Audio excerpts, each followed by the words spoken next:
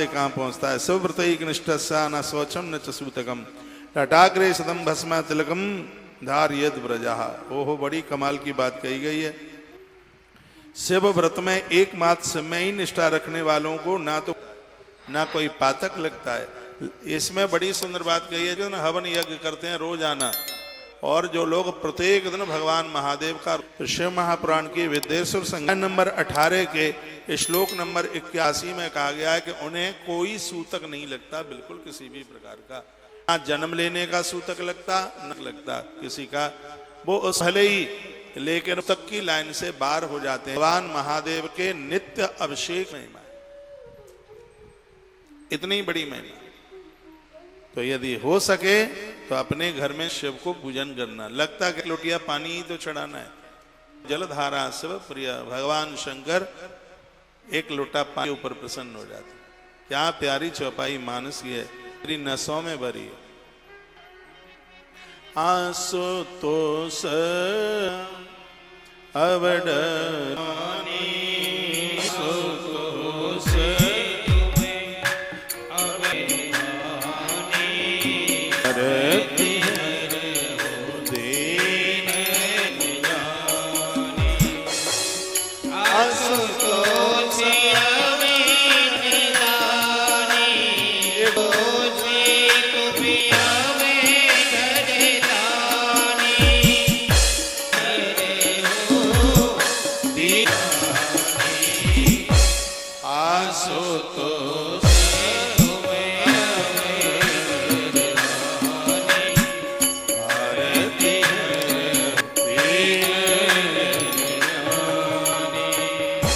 श्री राम जय राम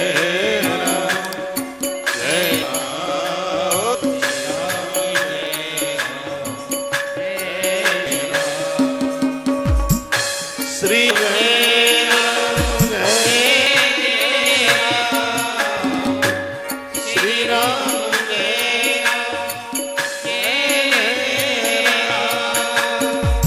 श्री राम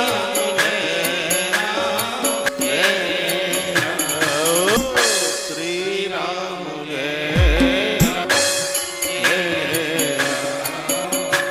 श्री राम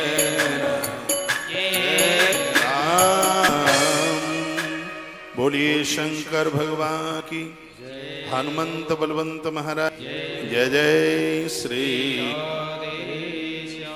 अब देख पार्थिव शिव पूजा की कितनी बड़ी महिमा है। कृते रत्नमयम लिंगम त्रेतायाम हेम संभवम। ये तो मैंने कल भी बोला था। सतयुग मड़ियों के शिवलिंगों के ऊपर पूजन होता था, त्वरण के शिवलिंग पर पूजा होती थी। द्वापर में पारदेश्वर के ऊपर पूजा होती, लेकिन कलयुग में नंदेश्वर जो कि मिट्टी के शिवलिंग से ही बने। एक बाणासुर नाम, इसने करोड़ों मिट्टी के शिवलिंग बना करके, मिट्टी के शिवलिंग बनाकर इन्होंने नर्मदा में उनको प्रभावित किया। एक दिन भगवान शर प्रकट हो गए और कहा, पुत्र वरदान मांग, तुझे क्या चाहिए। तो इसके आंसू आ गए और कहता है कि प्रभु मैंने जितने मिट्टी के शिवलिंग बनाए हैं वो पाषाण के हो जाएं। भोलेनाथ ने कहा ऐसा ही होगा।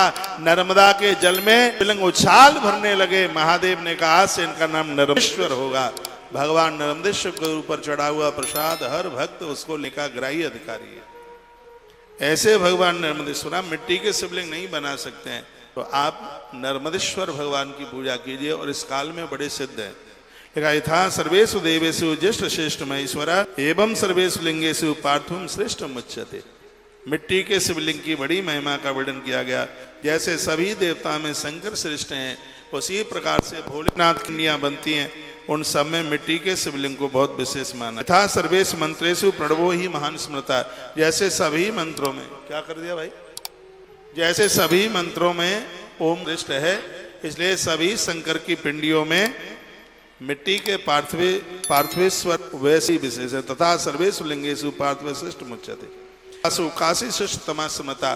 शंकर की पुरियों में काशी सबसे श्रेष्ठ, उसी प्रकार से महादेव की पिंडियों में श्रेष्ठ है। पाधन आयु और विवर्धनम। जो मिट्टी के शिवलिंग पर आप पूजा करते हैं, इससे आपको धन, आयु, संतान, पति और पत्नी बढ़िया है।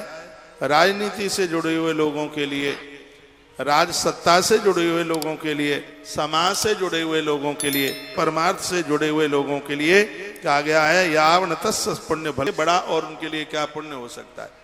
वो लोग समाज के लिए बड़े कल्याणकारी होते हैं। जीवन मुक्त सवै ज्ञानी सवै बन संत, मिट्टी के शिवलिंग पर पूजा करने वाले, महादेव की पूजा करने वाले लोग जिंदे जी मुक्त हो जाते हैं। इतनी बड़ी महिमा, इतना बड़ा महात्म्य भगवान शंकर की पूजा है। पार्थिवम शिवलिंगम च विप्रो यदन भेद, लिखा है कि जो ब्राह्मण महादेव का पूजन नहीं किया वो चरण छुपाने का अधिकारी, उसका न श्राप लगेगा, उसका न वरदान लगेगा। स्वर देते रहिए।